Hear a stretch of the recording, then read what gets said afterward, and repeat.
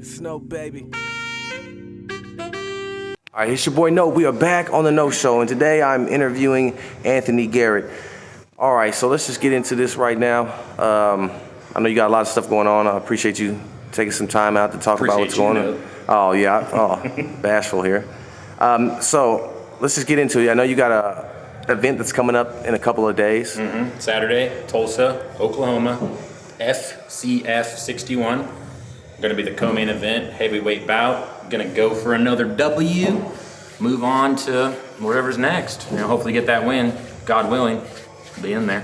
Like swimwear, baby. Swimwear, we're getting that. So, what got you into wanting to fight?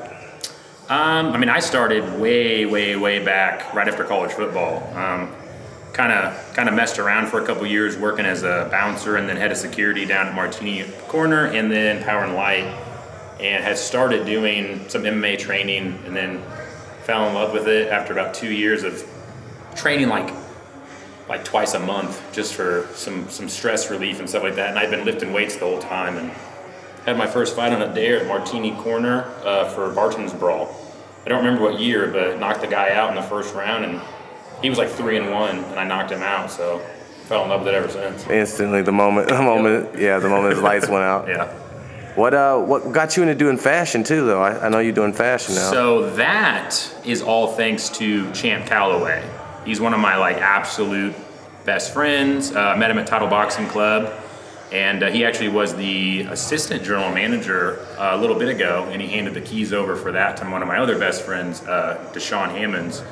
But Champ got me into it. He convinced me that I was not ugly, I guess, because I never thought of myself as an attractive guy or anything like that. I mean, I knew I was big and muscular, but I never thought I could be a model. And my God, after we went to Las Vegas to shoot Champ Las Vegas, which will be airing this summer, I think about a month, they just released the trailer for the premiere, 4-minute trailer on YouTube.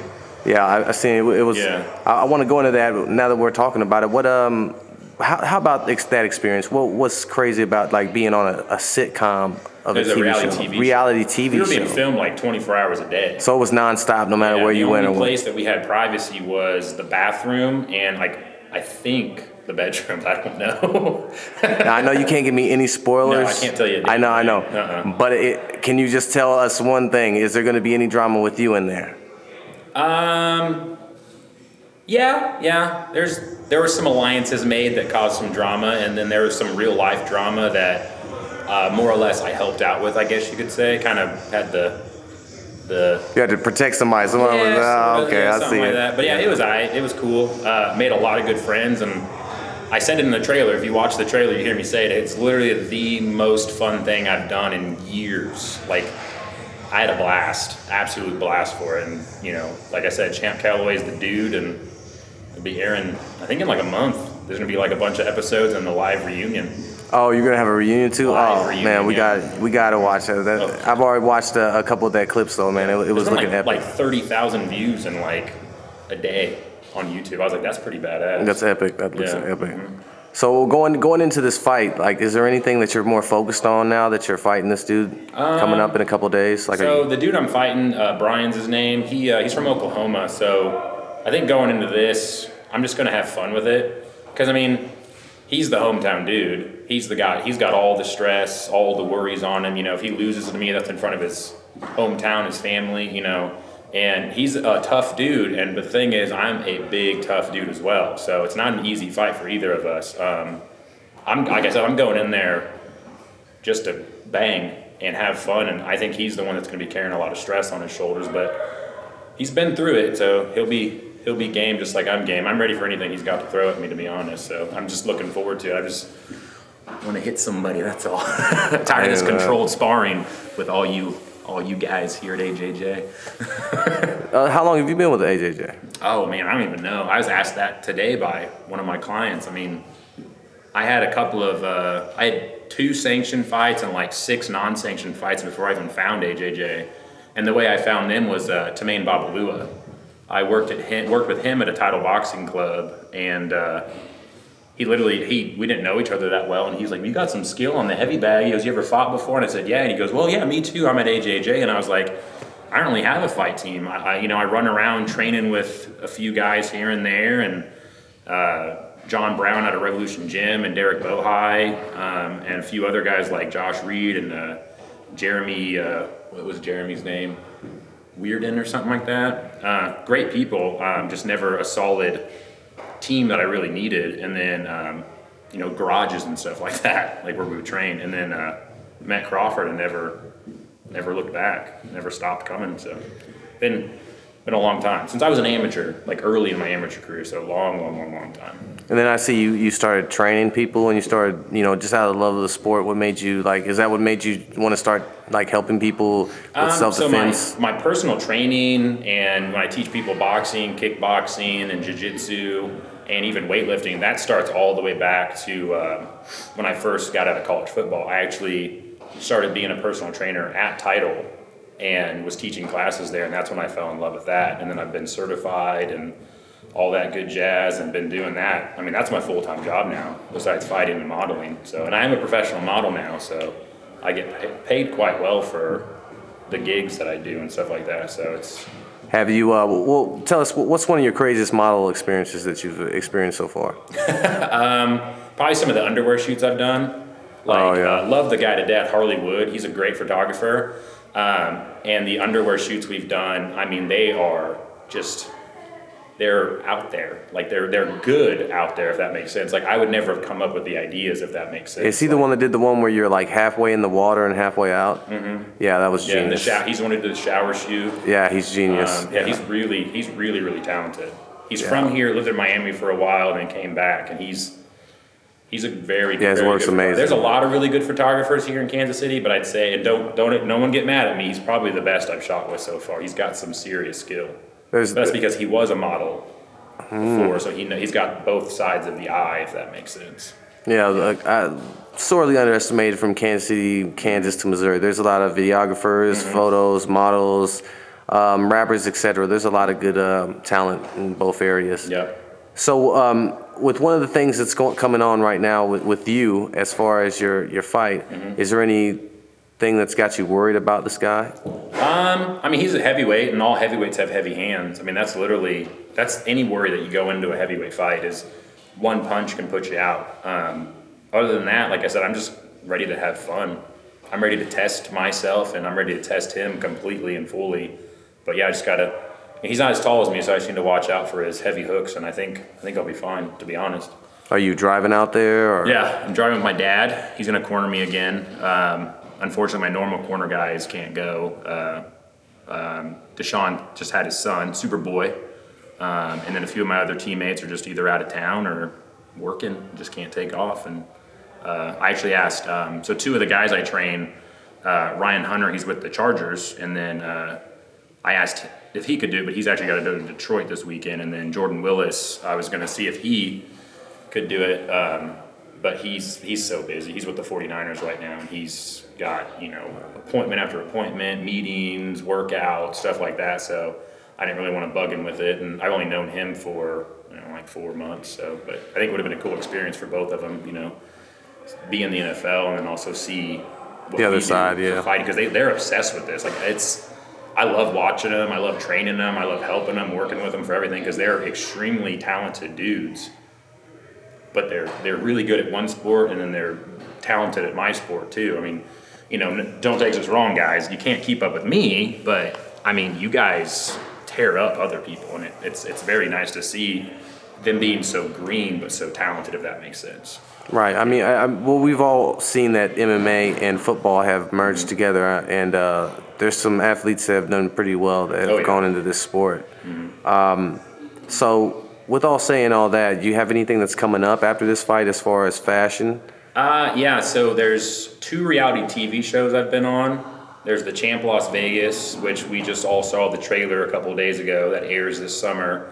And then I was actually on another reality TV show called Runway for Your Life that Joe Wiz and Tamara Barnes filmed. And that was, I can't talk about it either, but that was a crazy cool experience. So to explain what the difference is, especially for the fight community, is one was all photography. The Champ Las Vegas is all reality TV show, but the challenges were click, click, click, right? The Runway for Your Life was an entire reality TV show, but it was like a fashion show runway challenges. And I've done some fashion shows, and recently just did Kansas City Fashion Week, which was probably the coolest experience I've had besides the Champ Las Vegas reality TV show and the Joe Wiz's Runway for Your Life. But Kansas City Fashion Week, I just did it. It was live. They filmed it because they, COVID and stuff like that.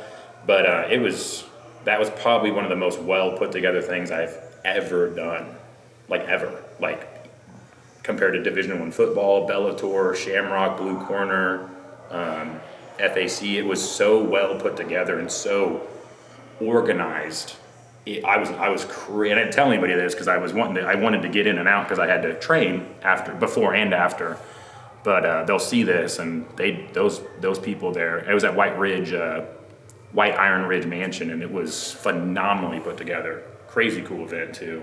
And then you'll be able to buy tickets to that online, so it's all virtual. I think that comes out in a month.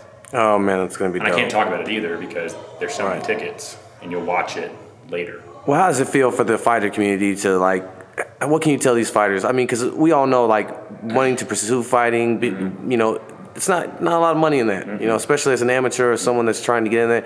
You're not really going to get those breaks like you're getting. So how does it feel to be because, you're going from fighting, now you're modeling, you're entering in a whole new world. Yeah, I want to try to do some acting too. I actually got asked to do a little small role for Anthony and Renee Wright for their gospel films called The Promise Chronicles.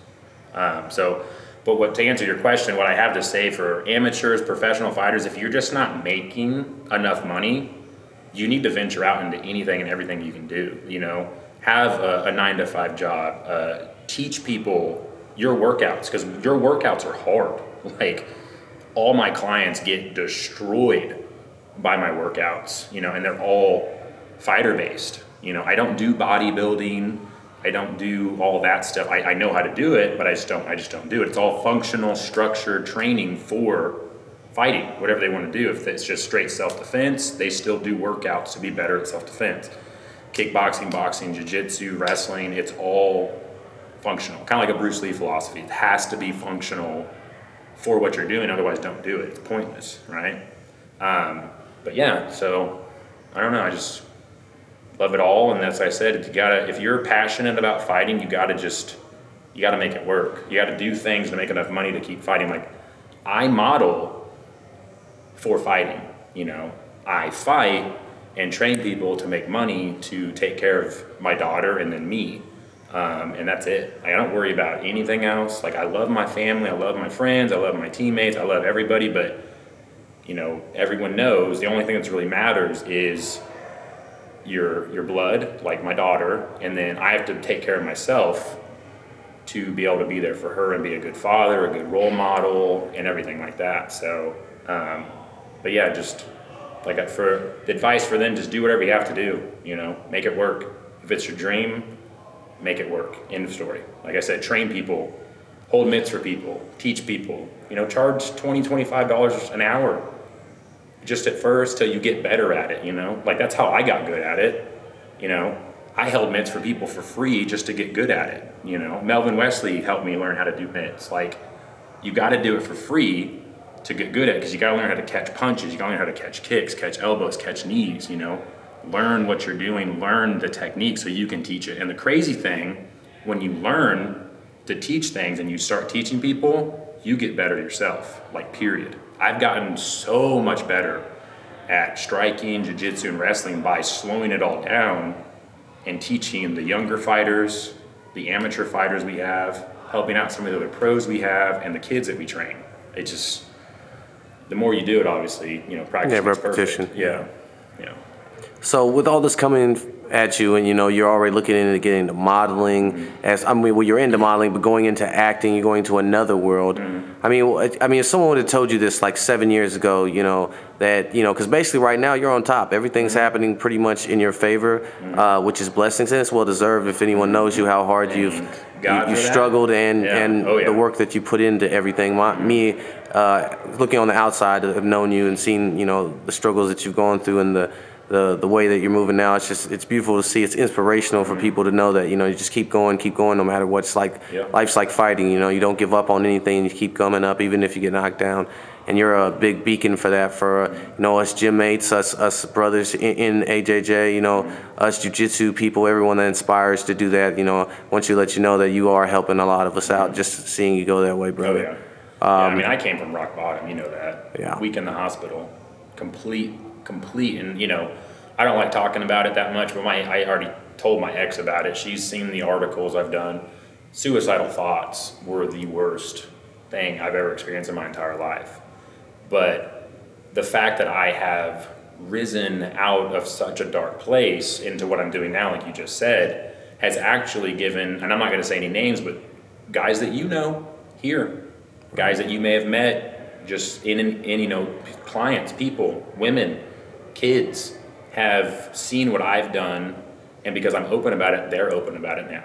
I remember when my article first got published after I won my FAC fight, one of my teammates, who's like a big brother to me, contacted me and was like, hey, like, I've been having similar things. What do I do? And he was scared to get help, and I helped him find help, and he's fine now, just like I am, He's going to start building his empire back up. He's going to start being better for his family and the people around him. And he told me, and it felt good to know that I'm helping people, but he's like, you gave me the courage to start talking about it. Because that's one thing, and you know this, yes. Sean knows this too. Mm-hmm. Men don't get to talk about our feelings. Men have to bottle it inside. We're supposed to, strong, supposed to be robots. They do kill themselves, It's tough to be that big proud lion that everybody leans on, and then you have a mental breakdown like I did, and then I don't want to like discourage anyone, but all the people I know in my life, only 3 people were there for me when I hit rock bottom, and they know who they are. And it was it was tough. I can imagine, and the good thing is that we can talk about it. You can talk about it. You can shed light on it, and you don't give it power over you. You're letting everybody know that it's okay to have those thoughts. It's okay to talk to somebody. It's okay to come out. It's okay to confide in some people, and there are some people that won't be on that ride, and that's okay. But the people that stay are the people that matter, anyways. Because at the end of the day, when you die, those people that are around you mean more than anything. Everything else is just shadows, mirrors, smiles, and bullshit. Well, I mean, what you do too is and I'm going to bring up Jesus and stuff, is even though people weren't there for me when I needed them, I forgave them, and I've been there for them. I will always be there for them. And maybe now that they know what they could have done, maybe they'll do it for someone else down the road, because it's always good to give some kind of helping hand, to reach out and say, hey, you good? You sure you're good? Like, I do it to you sometimes. Yeah, you sure do. I reach out to a lot of people, and I don't have to, but I do, because I know what it feels like. It's literally like a living hell. But yeah, I mean, like I said, you forgive and forget. You just treat people the way you want to be treated, and like Jesus said, just love each other. No matter what. No matter what. Who cares? There's always, everyone sins. There's always just move on, help each other, and that's it. That's what life's about, I think, anyway. That's why I do everything I do. That's why I help all the kids, all the ladies, all the guys that need me, all the people that need me. So, can't help everybody. I'm not that rich, but if I could, I would. Right. Well, we've got a heart of gold and hands of gold too. That'll knock you out. That's good. So, is there anything else you want to tell us that's coming up, or? I mean, I think what I've touched base on is pretty much the most recent stuff coming up. The coolest thing, though, and I'm gonna try not to get emotional, but right after my fight, I'm gonna go visit my daughter again. I'll get to be with her for 5 days, and I need some. You must. Time. Yeah. She needs some daddy time, like big time. So my mom's going. Well, that's always great. After a fight, you get to go be with the ones you love, especially the kids. You're a good father, and I understand that. One from another father, always got to put our babies first. So. I appreciate you. I appreciate you getting some time, putting you up on here and talking to us on the show, and then just letting us know how you're going. And I hope everybody gets ready to see your fight. And why don't you tell us a little bit more about, before we go, where to catch this new show that's coming out so everyone can tune into it? The most recent show that'll come out is Champ Las Vegas. It'll be on YouTube, and you just go to their YouTube channel, literally Champ Las Vegas. We'll have it up on the site for you guys. Or you go to my Instagram and just follow the link I put on my actual website. I did it for Champ Las Vegas. You just click on it, subscribe, and you'll see every episode that airs. You'll see, the live reunion. You'll get all the updates for the next season, and there is going to be a next season. I don't know if I can say that, but there is going to be season 2. So it's confirmation that there is season 2. Is there a confirmation that you'll be in season 2? No. There's nothing. We know. Okay. 100%. That's all I'm going to say. Season 2. All right. Well, this is No Man. We're here with Anthony Christ the Warrior. We wish you luck on your escapades this weekend. We hope you beat the shit out of this guy. Come home, give a W for the AJJ. Man, we love you, man, and thanks for just spending some time with us, man. God bless everyone. All right. Thanks, I'm out. This is gone. Anthony, the Warrior of Christ, Garrett. I'm on the Note Show, and I am a Noteaholic.